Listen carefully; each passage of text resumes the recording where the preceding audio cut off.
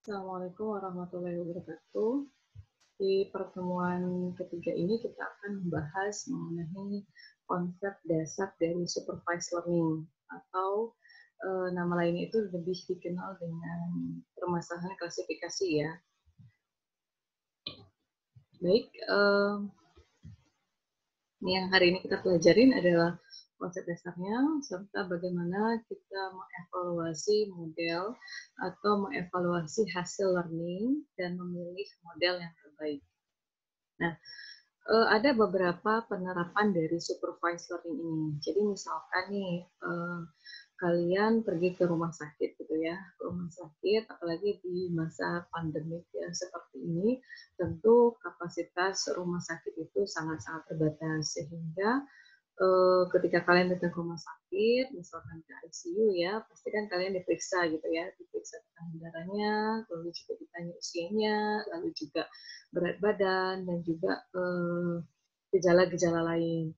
Nah, ketika kondisi seperti ini, di mana misalkan ruangan ICU itu terbatas, ruang kawat ini terbatas, gitu ya, tentu para dokter ataupun perawat harus memutuskan, butuh keputusan mengenai apakah pasien yang datang ini gitu ya, apakah pasien yang datang ini harus masuk ke dalam unit intensive care atau yang disebut dengan ICU gitu.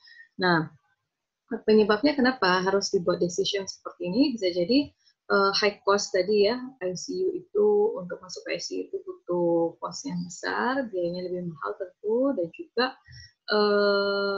keterbatasan dari ruang ICU itu sendiri, sehingga orang yang bisa masuk ke ICU intensive care unit ini adalah pasien yang tingkat survive-nya, tingkat bertahannya itu lebih rendah dibandingkan pasien lain. Nah, itulah pasien yang akan diprioritaskan untuk masuk ke ruang ICU. Sehingga di sini si dokter atau perawat itu harus memutuskan pasien yang mana yang masuk ke dalam kategori prioritas gitu ya, kriteria apakah dia merupakan high risk pasien gitu atau low risk pasien.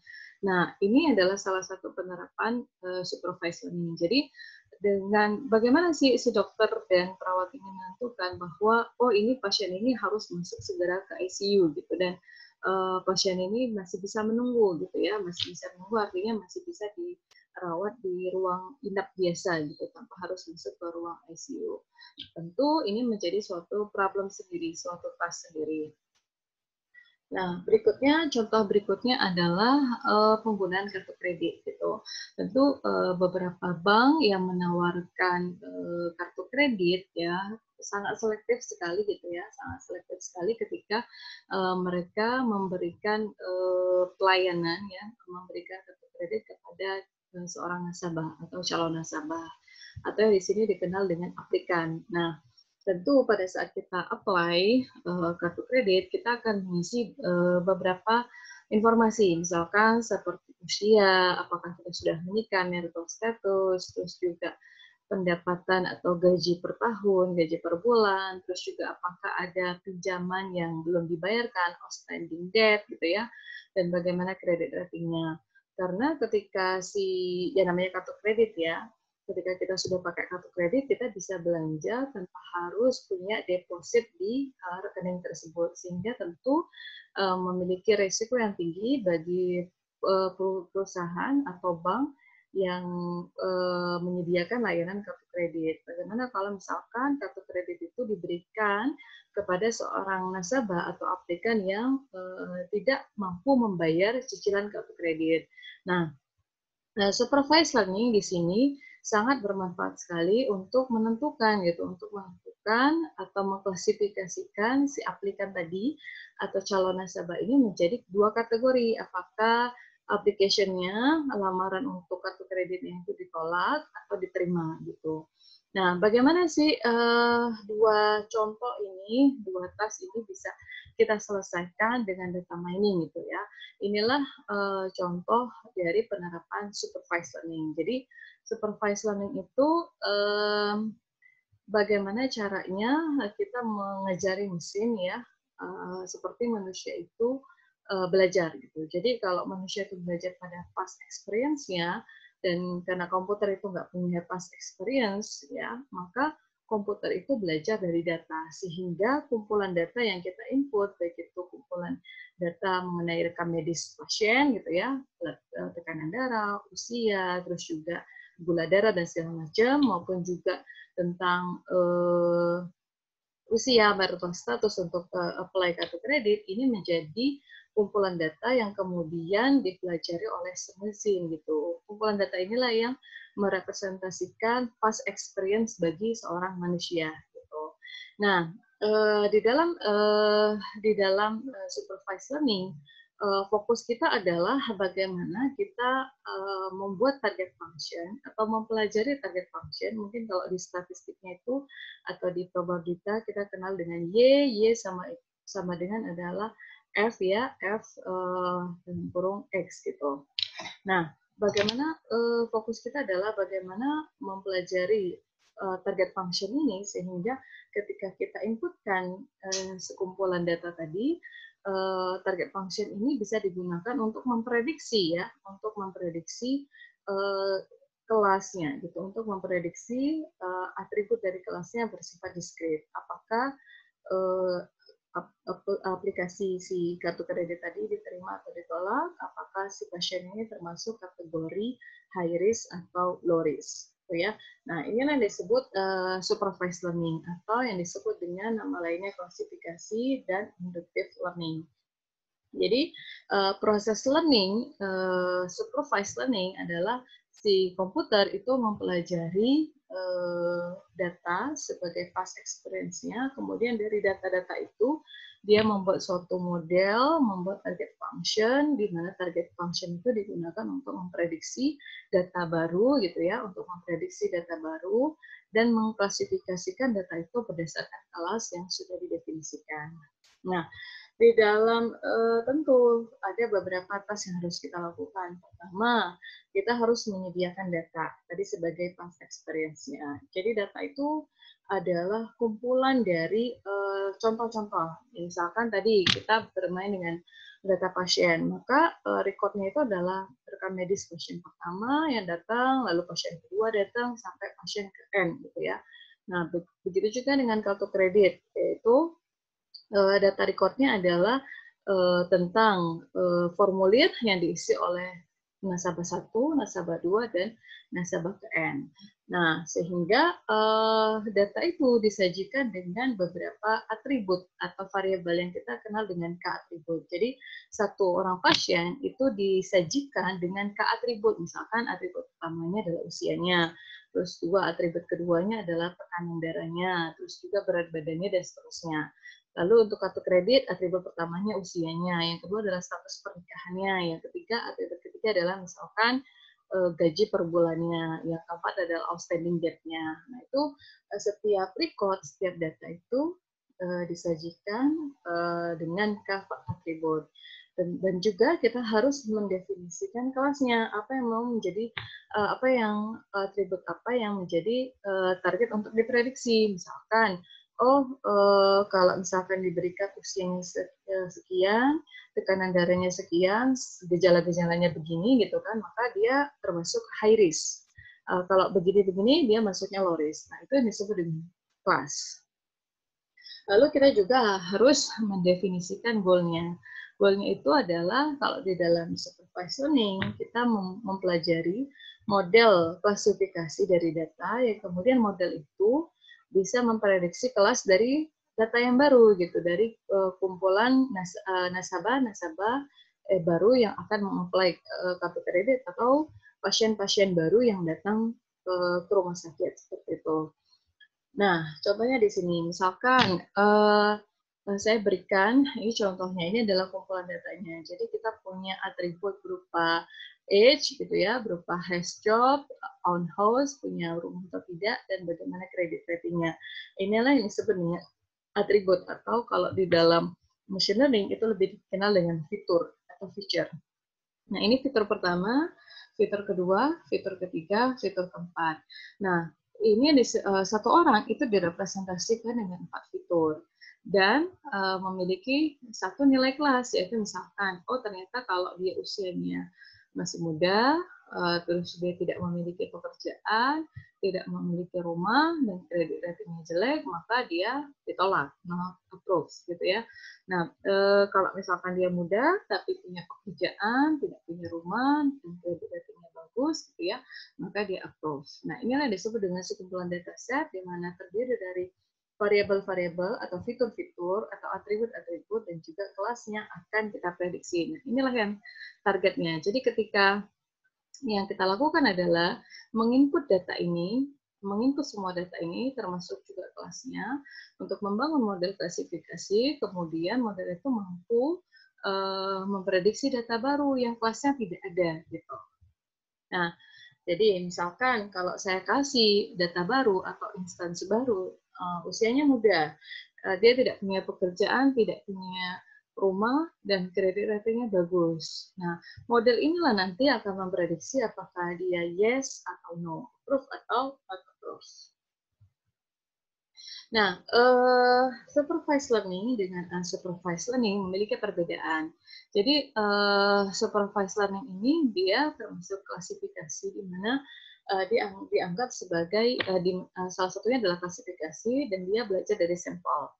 Jadi yang namanya supervise, kita kasih contohnya gitu. Kita kasih contohnya. Jadi kalau kita kasih contoh, ibaratnya ini loh mesin, contoh-contoh orang yang nasabah-nasabah yang tidak di-approve aplikasinya. Ini adalah contoh nasabah-nasabah yang di-approve aplikasinya. Ya, nah kita memberikan contohnya. Jadi di dalam dataset kita memberikan nilai dari atributnya, termasuk juga nilai dari atribut kelasnya atau variabel targetnya yang mau kita prediksi. Nah, sedangkan di unsupervised learning, namanya juga unsupervised ya, kita memberikan data tanpa ada kelasnya. Jadi saya ketika menginputkan data ke komputer atau ke mesin, saya hanya memberikan kumpulan data untuk kolom 1 sampai kolom 4 saja. Kelasnya tidak diberikan. Jadi si mesin lah yang bagaimana caranya dia menggunakan algoritma yang sudah dibentuk ya, sudah dibuat untuk kemudian bisa membedakan ini kayaknya not approve atau ini harusnya approve seperti itu. Nah, unsupervised learning ada banyak ya. Salah satu yang paling terkenal itu adalah teknik clustering. Nah, di dalam supervised learning itu sebenarnya memiliki 2 step. Jadi step pertama adalah learning itu sendiri, yang kedua adalah testing. Jadi learning itu adalah kita menginput data tadi beserta kelasnya sebagai sampelnya, contohnya. Kemudian si algoritma itu akan mempelajari model, sebuah model gitu. Nah, kemudian model itu dites dengan menggunakan unseen test data. Jadi kita berikan tes data yang sifatnya harus unseen. Unseen itu artinya dia belum pernah ada di dalam data sampel gitu, atau dia tidak menjadi bagian dari training data. Jadi unseen, jadi belum pernah dilihat sama sekali, belum pernah dipelajari sama sekali oleh model gitu, atau simpelnya adalah testing data itu tidak merupakan bagian dari training data. Nah, di tahap testing ini kita ingin mengevaluasi seberapa baik model tadi, si mesin tadi belajar dan mampu memprediksi dengan benar. Jadi kita bisa pakai performance yang sederhana, misalkan akurasi, di mana akurasi itu adalah jumlah klasifikasi atau prediksi yang benar dibagi dengan total test case-nya. Jadi total report yang harus dites. Jadi pertama kita input training data, kemudian algoritmanya itu belajar untuk menghasilkan model, kemudian model itu di-apply ke testing data yang sifatnya unseen tadi, lalu baru kita hitung berapa akurasinya. Kurang lebih gambarannya seperti itu, 2 step utama. Nah, jadi machine learning atau learning ya, learning itu intinya dia harus ada D-nya, dataset D, lalu juga ada task T, dan ada performance measure-nya, M ya, kita simbolkan dengan M. Jadi sebuah sistem komputer atau agent ya, kalau di dalam AI itu dikatakan dia belajar itu kalau dia belajar dari D untuk melakukan task T, habis dia mengerjakan task T-nya itu diukur ya, seberapa bagus performance-nya dengan ukuran M. Ini disebut dengan learning gitu. Jadi ada dataset yang diberikan, sampel yang diberikan, kemudian dari sampel itu dia harus mengerjakan apa, yaitu dengan membuat target function tadi atau model, kemudian kita ukur, kemudian kita ukur performance-nya dengan menggunakan akurasi seperti itu ya, salah satunya. Nah, contohnya misalkan tadi kita mau minjam uang nih, misalkan kita mau minjam uang ke bank, tentu kan kita harus ngisi formulir yang cukup detail gitu ya, termasuk kita berapa, misalkan sudah berumah tangga, terus juga status pernikahan kita, gitu juga apakah kita punya rumah dan segala macam, maka datanya itu adalah loan application data. Tasknya itu adalah memprediksi apakah sebuah pinjaman tadi ya atau kartu kredit tadi harus di-approve atau tidak, dan performance measure-nya salah satunya contohnya adalah akurasi. Nah, nanti akan kita pelajari di slide-slide berikutnya ukuran untuk mengevaluasi supervised learning ini.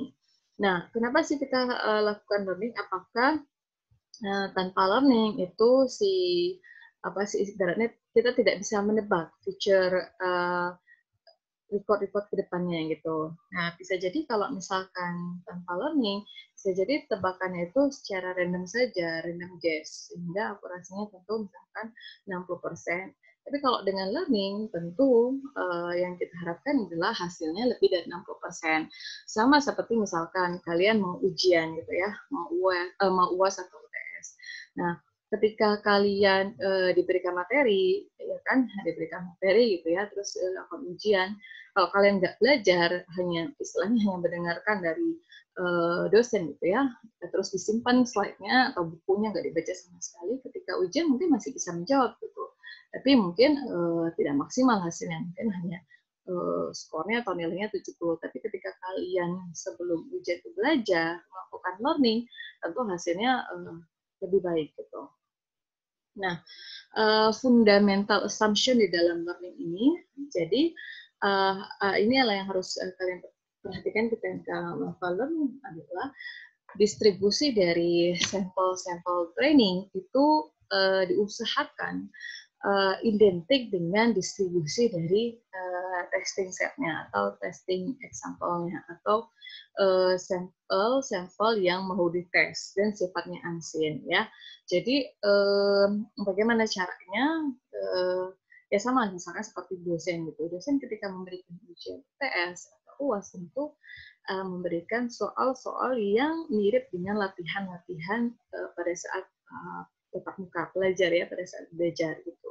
Nah, sehingga nanti yang keluar itu mirip apa yang sudah dipelajari, distribusinya sama gitu ya, identik.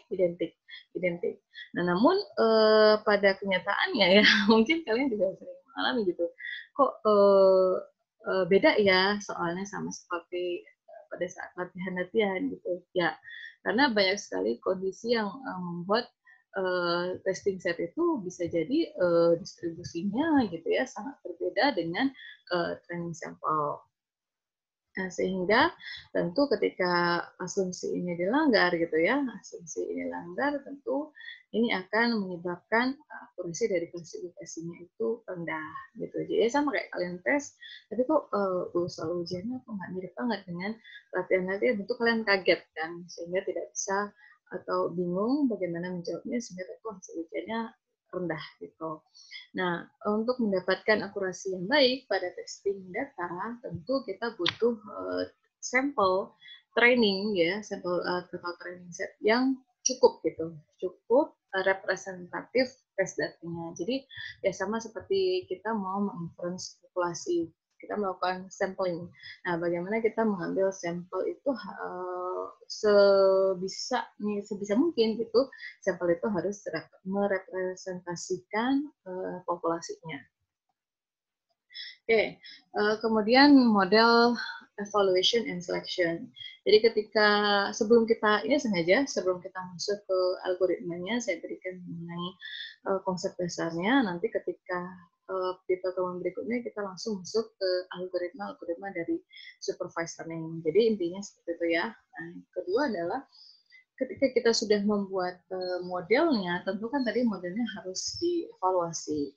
Dan ketika kita juga bisa membuat model atau membuat target fungsinya itu banyak gitu. Nanti kita pilih model mana yang terbaik. Nah, mengevaluasi metode klasifikasi ada beberapa hal yang harus diperhatikan. Pertama adalah predictive accuracy. Jadi ketepatan si model ini dalam memprediksi data baru, atau mengklasifikasikan data baru. Rumusnya sama seperti tadi ya, total dari klasifikasi yang benar dibagi dengan total yang harus dites. Selain akurasi yang harus diperhatikan, akurasi dan ukuran-ukuran lainnya akan saya jelaskan ya, adalah efisiensi gitu. Efisiensi di sini apakah efisiensi di sini definisinya adalah waktu yang digunakan untuk membentuk model tersebut dan waktu yang digunakan untuk menggunakan model tersebut. Jadi ini seperti trade-off ya antara efisiensi dengan akurasi. Misalkan, oh kita membuat model nih, model dengan algoritma yang cukup jelimet, cukup canggih gitu ya. Lalu akurasinya tinggi, misalkan mendapatkan akurasinya di atas 80% gitu. Namun ketika membuat modelnya itu diperlukan 1 harian gitu untuk training misalkan hanya 1 juta record gitu. Nah, ini trade-off ini sebenarnya trade-off. Termasuk juga pada saat kita menggunakan modelnya. Apalagi misalkan kalau model itu kemudian di-apply ke sistem yang real time gitu. Jadi real time itu orang masukin data langsung mau diprediksi sama mesin-mesin. Nah, tentu waktu yang diperlukan untuk memprediksi itu harus hitungan detik gitu ya. Harus hitungan detik, bahkan mungkin harus hitungan milisecond gitu. Jadi kita harus lihat juga perspektif lain, tidak hanya akurasi tetapi juga efisiensi. Nah, evaluasi yang lainnya adalah dari sisi robustness. Robustness ini adalah kenapa ada banyak algoritma dari supervised learning, karena memang data itu bervariasi sifatnya ya. Ada data yang bagus, gitu ya, ada data yang rapi, noise-nya itu sedikit, tidak ada missing value. Ada juga data yang noise-nya banyak, meskipun missing value-nya tidak ada. Ada data yang noise-nya sedikit, tapi missing value-nya banyak. Gitu.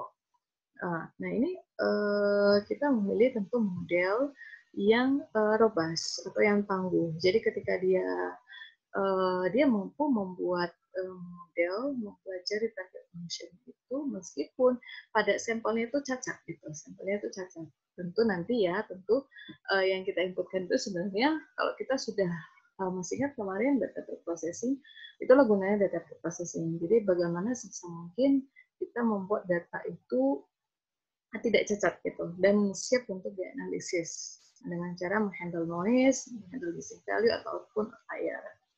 Dan yang berikutnya adalah scalability. Ini lebih kepada kemampuan dari model itu untuk memproses data yang besar gitu ya, memproses data yang besar.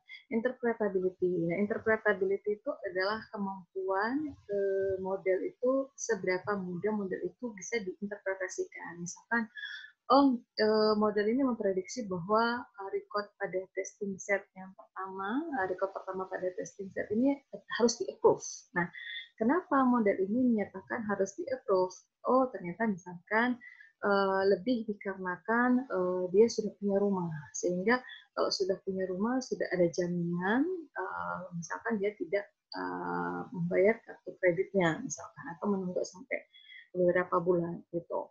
Sehingga interpretability inilah yang cukup krusial sekarang ya, apalagi ketika kita ingin menerapkan machine learning pada area-area lain seperti pada area official statistik. Tentu kita harus mampu menginterpretasikan hasil dari learning itu sendiri. Dan juga compactness dari model itu. Compactness ini artinya seberapa padat si model tadi. Seberapa padat itu artinya gini, kalau nanti kita belajar decision tree ya, misalkan saya ambil case dari decision tree, seberapa seberapa rindangkah pohon itu, tree itu, untuk memprediksi data baru. Apakah kita harus perlu pohon yang besar tapi daunnya jarang-jarang gitu ya, atau pohon yang sebenarnya rindang, kecil tapi compact gitu. Nah, ini termasuk juga misalkan kita menggunakan rule based learning gitu. Nah, compact di sini artinya seberapa banyak rule yang harus dibutuhkan untuk bisa memprediksi data yang baru gitu. Nah, bagaimana melakukan metode evaluasi? Jadi metode evaluasi ada beberapa cara. Ada whole out set, terus juga unfold cross validation, left one out cross validation, dan validation set. Oke ya. Nah, whole out set ini yang paling sering digunakan. Jadi whole out set itu kalau kita punya data, maka datanya itu kita bagi menjadi dua bagian yang sifatnya disjoint. Disjoint kita bagi menjadi training set atau di sini disingkat dengan D-train, dan test set sifatnya adalah D-test yang sifatnya disjoint. Ingat dalam himpunan, kalau himpunan itu disjoint artinya tidak ada irisan ya, irisan antara training set dengan testing set. Sehingga ini dikatakan di sini penting sekali bahwa training set itu haruslah tidak boleh digunakan di dalam testing set. Begitu juga testing set tidak boleh ada dalam learning set gitu ya. Nah, karena kenapa? Ketika kita tentu ketika kita ibaratnya kalau kita sudah kasih nih ya, kita kasih testing set, gimana subsetnya itu ada di dalam learning, itu performance-nya itu akan jadi bias. Ini tinggi ini karena apa? Karena memang dia sudah pernah persis belajar apa yang nanti diujikan gitu, persis gitu. Ibaratnya saya udah kasih bocoran soal gitu. Nah, ini nggak boleh, gitu ya. Jadi inilah membagi dua data itu menjadi training dan testing itu disebut dengan whole out set. Ya.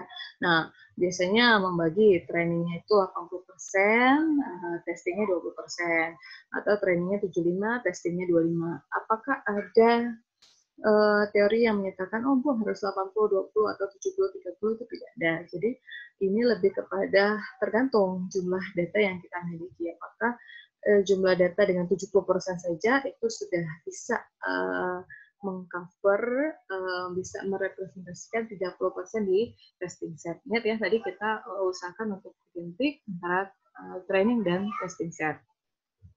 Berikutnya adalah unfold cross validation. Unfold cross validation ini kita bagi datanya itu menjadi N dengan ukuran yang sama gitu. Misalkan kita punya 1 juta record, kita bagi 10, maka masing-masing bagian itu berisi misalkan 100.000 ya, 100.000, dan sifatnya juga tetap harus disjoint subset. Nah, N-fold ini, misalkan kita pakai N-nya itu yang dikenal juga dengan K-fold, misalkan N-nya adalah 10, maka cara kerjanya akan diiterasi, akan melakukan iterasi sebanyak 10 kali. Pada iterasi pertama, misalkan kita bagi, misalkan saya bagi menjadi 5 saja, misalkan ini subset pertama, ini subset kedua, gitu ya, lalu ini subset ketiga, subset keempat, misalkan ini subset kelima, gitu. Bapak seperti ini. Ini kita anggap sama rata.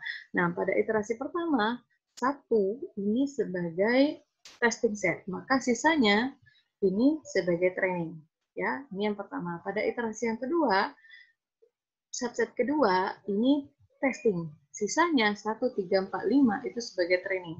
Pada iterasi ketiga, 3 itu sebagai testing, maka 1, 2, 4, 5 itu sebagai training. Pada iterasi keempat, 4 sebagai testing, maka 1, 2, 3, 5 itu sebagai training. Pada subset kelima, 1, 2, 3, 4 sebagai training, 5 sebagai testing. Gitu. Nah, yang paling banyak digunakan adalah 10-fold atau 5-fold. Nah, estimasi akhirnya, akurasi akhirnya adalah rata-rata dari akurasi. Ini kan bisa dihitung, akurasinya berapa sih? Ini akurasi pertamanya berapa? Terus ini akurasi keduanya berapa? Maka model itu memiliki akurasi rata-rata dari akurasi pertama hingga akurasi kelima. Nah, N-fold cross validation ini digunakan ketika data yang tersedia itu tidak besar gitu ya, tidak besar, sehingga kalau kita bagi 70 30, 30-nya terlalu kecil gitu, atau 70-nya terlalu sedikit untuk learning gitu ya. Nah, kalau outset ini kebalikannya, ini kita bisa gunakan ketika kita punya dataset yang besar gitu. Cara lainnya adalah leave one out cross validation. Leave one out cross validation ini konsepnya sama seperti dengan n-fold cross validation. Namun perbedaannya adalah dataset itu subsetnya, kalau ini kan subsetnya adalah kumpulan dari, misalkan tadi kita punya 1 juta gitu ya, kita punya 1 juta, maka subset pertama ini kalau kita bagi 5, isinya berarti 200.000 record. Yang kedua 200.000 record. Nah, kalau leave one out cross validation ini kita bagi misalkan menjadi sebanyak sampel itu, dan ini sangat akan dipakai kalau misalkan datanya itu sangat-sangat kecil. Jadi misalkan kita hanya punya 50 sampel, ya sudah kita bagi menjadi 50 bagian, 50 subset gitu. Dimana subset pertamanya sama ya konsepnya, subset pertama menjadi testing, maka 49 sisanya menjadi training. Nah, bedanya adalah setiap subset itu adalah single. Jadi, only single test example. Jadi, setiap yang kita teskan itu hanya 1 record saja. 1 record, maka sisanya jadikan training. Iterasi kedua, record kedua, maka sisanya jadi training. Iterasi ketiga, record ketiga, bukan subset ketiga. Record ketiga jadi training. Iterasi keempat, jadi testing. Iterasi keempat, record keempat itu jadi testing, sisanya jadi training. Nah, jadi dibagi menjadi n-fold cross validation. Jadi kalau kita punya m-nya 10, ya bagi jadi 10, maka setiap subset itu ya single record. Nah, ada cara lain juga selain tadi ya, ada yang namanya validation set. Validation set itu kalau kita bagi datasetnya menjadi 3 bagian. Pertama training untuk pembentukan modelnya, gitu ya. Terus validation set dan test set. Validation set ini gunanya untuk apa sih? Ini bedanya dengan sebelumnya adalah validation set ini digunakan untuk mengestimasi parameter di dalam learning algoritmnya. Jadi sebelum dia dites nih, diukur dulu seberapa baik si mesin tadi memprediksi nilai parameternya. Nah, parameter itu dievaluasi dengan validation set. Kemudian sudah dapatlah kira-kira parameter terbaik gitu ya, mengestimasi parameter terbaik, baru digunakan dievaluasi secara keseluruhan model itu pada testing set. Oke, selanjutnya